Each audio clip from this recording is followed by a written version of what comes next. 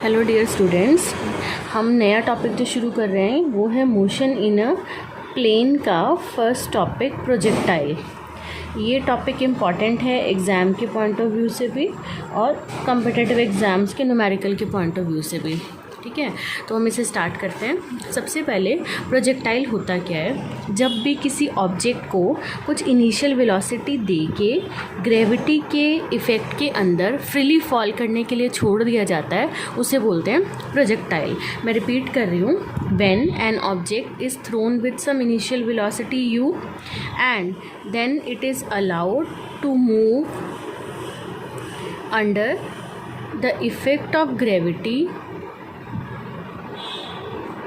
Under the effect of gravity is called projectile. Suppose एक ball ली, उसे u initial velocity के साथ एक टावर से रिलीज़ कर दिया, तो ये बॉल ऐसे नीचे आएगी।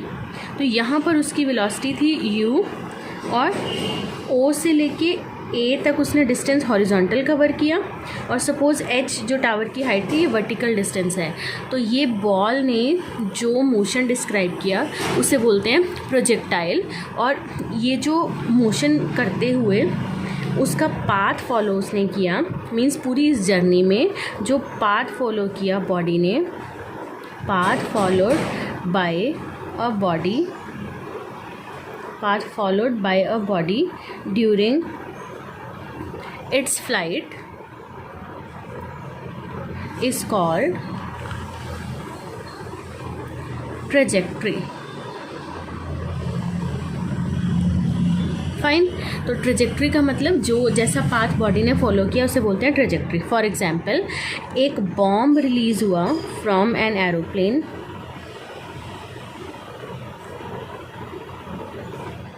ये कैसे प्रोजेक्टाइल हुआ? एरोप्लेन आगे आगे जा रहा था, उसने बॉम्ब रिलीज़ कर दिया। बॉम्ब भी सेम ऐसे ही मोशन डिस्क्राइब करेगा।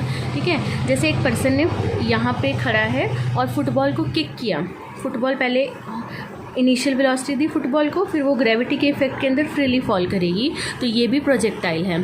ऐसे ही एक गन से बुलेट शूट कर दी एक गन से, तो वो भी ऐसे ही मोशन डिस्क्राइब करेगी, तो वो भी एग्जाम्पल हो गए प्रोजेक्टाइल की।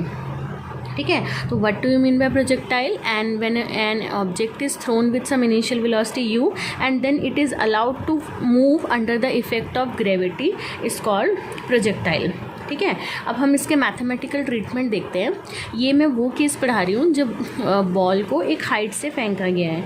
तो देखिए, पहले हम कंसिडरेशन ऐड करेंगे। Consider a projectile say any ball which is thrown with some initial velocity u from the top of a tower. ये जैसे ही मूव करेगी, उसके बाद जब नीचे आएगी, let g be the acceleration due to gravity from which the body is accelerating downward. ठीक है, तो इसी डायग्राम को आप देखिए। जब बॉडी ने हॉरिजॉन्टल डिस्टेंस कवर किया तो वो डिस्टेंस को मैंने x ले लिया। जब बॉडी वर्टिकल डिस्टेंस कवर कर रही है उस डिस्टेंस को y कंसिडर कर लिया। ठीक है, तो इसके लिए इक्वेशन ऑफ मोशन यूज़ कर रहे हैं। इक्वेशन ऑफ मोशन, मैंने आपको 3 काइनेमेटिक्स की इक्वेशन पढ़ाई थी, उन्हें बोलते हैं इक्वेशन ऑफ मोशन। तो इक्वेशन ऑफ मोशन जो हम यूज़ करेंगे इसमें इज़ गिवन बाय, कौन सी लगेगी? s is equal to ut plus half at²। देखिए, इक्वेशन लगाई s is equal to ut plus half at²। इस इक्वेशन को हमें हॉरिजॉन्टल इक्वेशन के लिए भी लिखना है, हॉरिजॉन्टल मोशन के लिए भी लिखना है और वर्टिकल मोशन के लिए भी लिखना है। तो जब मैं इसे हॉरिजॉन्टल के लिए लिखूँगी, s हो गया x uxt plus half ax means acceleration for horizontal motion into t²। इसे वर्टिकल मोशन के लिए लिखने के लिए y uyt plus half ayt²।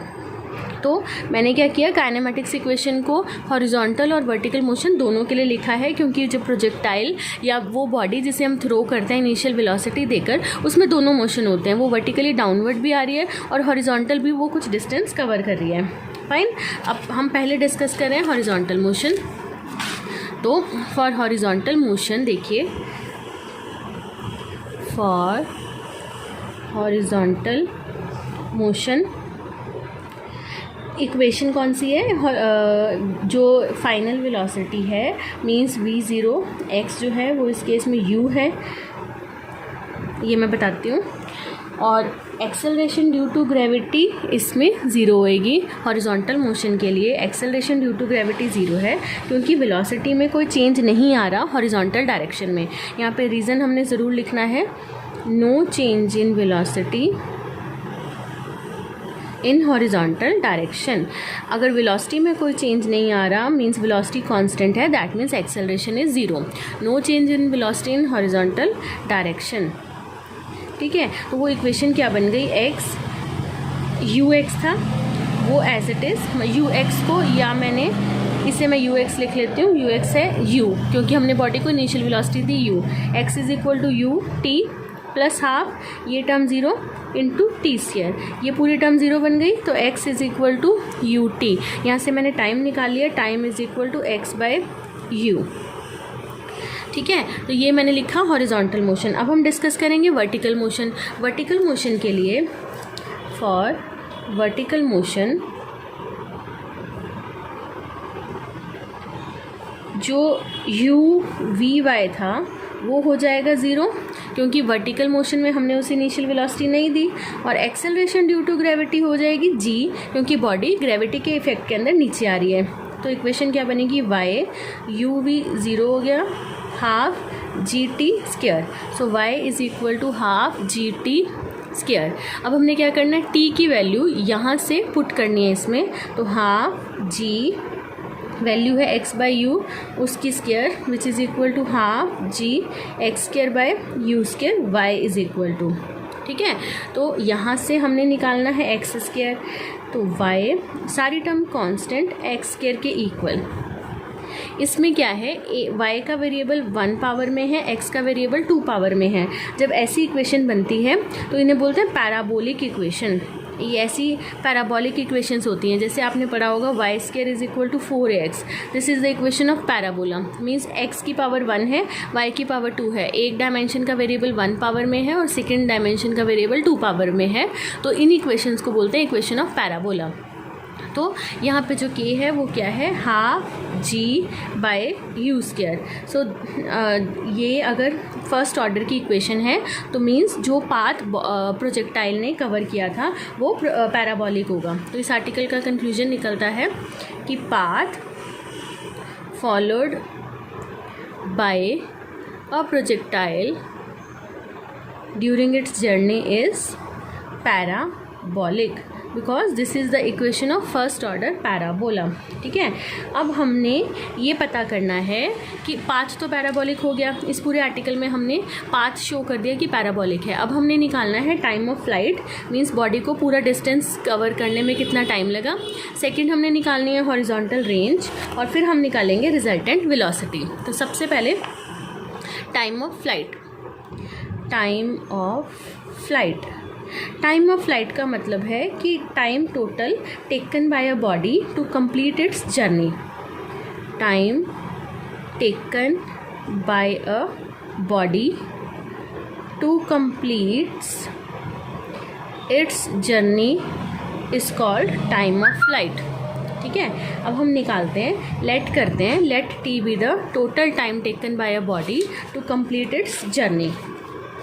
Time जब भी निकालना है, टाइम हमेशा वर्टिकल निकलता है, वर्टिकली मोशन में पता चलता है कि बॉडी ने कितना टाइम लिया।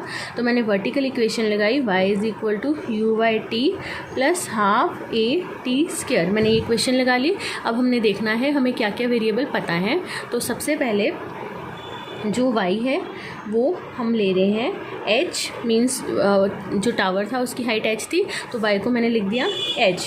उसके बाद जो इनिशियल वेलोसिटी है वर्टिकल डायरेक्शन में वो 0 है, क्योंकि बॉडी को तो हमने हॉरिजॉन्टल वेलोसिटी दी थी, तो vertical initial velocity is 0। Acceleration due to gravity a y इस केस में होगी g।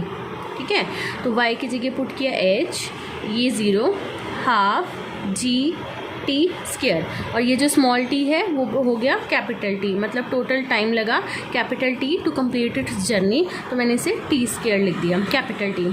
तो T square is equal to 2h by g, so T is equal to root 2h by g. तो इतना time लगेगा बॉडी को पूरा vertical distance cover करने में। ठीक है, मीन्स जो टाइम टेकन है to reach the ground is independent of the velocity, it only depend on the height of the tower. तो जितनी टावर की हाइट होगी उस पर डिपेंड करता है टाइम कितना लगेगा। ये टाइम में वेलोसिटी नहीं आ रही, means time taken by a body is independent of the velocity of the projection. ठीक है, नेक्स्ट जो हम टर्म निकाल रहे हैं, second horizontal range. Horizontal range, horizontal range का मतलब है कि बॉडी को हॉरिजॉन्टल डिस्टेंस कवर करने में, जैसे ये वाला डिस्टेंस था हॉरिजॉन्टल डिस्टेंस, ये कवर करने में जो एक्स था कितना डिस्टेंस है वो हम निकाल रहे हैं। तो इसकी डेफिनेशन है कि horizontal distance from the foot of the tower to the end point, ये फुट था टावर का और ये एंड पॉइंट है, इसके बीच का जो डिस्टेंस है उसे बोलते हैं हॉरिजॉन्टल रेंज। हॉरिजॉन्टल रेंज के लिए कौन सी इक्वेशन लगाएंगे? ऑब्वियसली हॉरिजॉन्टल वाली, which is equal to x u x t plus half a x t square. Horizontal range निकालनी है तो इक्वेशन लगेगी हॉरिजॉन्टल वाली।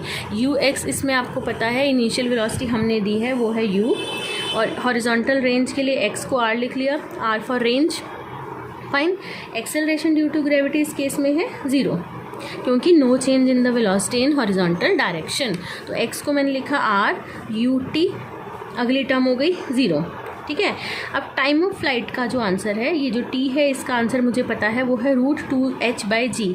इसमें पुट कर देना है r is equal to u, time of flight का आंसर ऊपर से पुट कर रही हूँ 2h/g। तो this is required range. Range जो है वो इंक्रीज़ हो जाएगी with increase in height of the tower. Fine, और ये इनिशियल वेलोसिटी पे डिपेंड करती है। जैसे टाइम मैंने बताया था वो इंडिपेंडेंट है वेलोसिटी से, बट रेंज जो है वो वेलोसिटी पे डिपेंड करती है। नेक्स्ट थर्ड हम निकाल रहे हैं पॉइंट रिजल्टेंट वेलोसिटी का। रिजल्टेंट वेलोसिटी देखिए ये कैसे निकालनी है, इस डायग्राम में चेक कीजिए। जब बॉडी नीचे आ रही है, सपोज मैं इस पॉइंट पर रिजल्टेंट वेलोसिटी निकाल रही हूँ, इस पर 2 कंपोनेंट है वेलोसिटी के, एक अलोंग हॉरिजॉन्टल और दूसरा along vertical v y. Suppose ये एंगल है बीटा और यहाँ पे रिजल्टेंट वेलोसिटी है वी। तो resultant velocity v beta angle बना रही है प्रोजेक्टाइल के मोशन के साथ। तो v का जो आंसर बनेगा रिजल्टेंट वेलोसिटी का वो होगा √vx² प्लस vy²। ये फॉर्मूला आपको पता ही है रिजल्टेंट का, plus 2vx vy cos theta, theta इन दोनों के बीच में 90 है, cos 90 इज़ 0। पैरेललोग्राम लॉ से मैं बोल रही हूँ, p² plus q² plus 2pq cos theta, इन दोनों के बीच में थीटा 90 है, cos 90 0। तो v का आंसर बनेगा vx का कंपोनेंट एंड vy का कंपोनेंट। ये स्टेप यहाँ पे सॉल्व करने हैं रिजल्टेंट वेलोसिटी के नीचे। v is equal to √vx² plus vy²।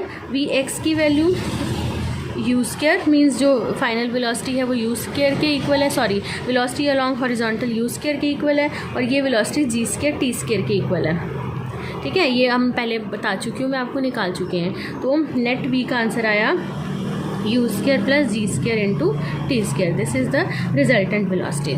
Fine, तो ये आर्टिकल यहीं तक। नेक्स्ट आर्टिकल पढ़ते हैं प्रोजेक्टाइल का ही। प्रोजेक्टाइल अगर थीटा एंगल बना रहा है हॉरिजॉन्टल के साथ तब मोशन कैसा होगा वो हम नेक्स्ट लेक्चर में पढ़ते हैं।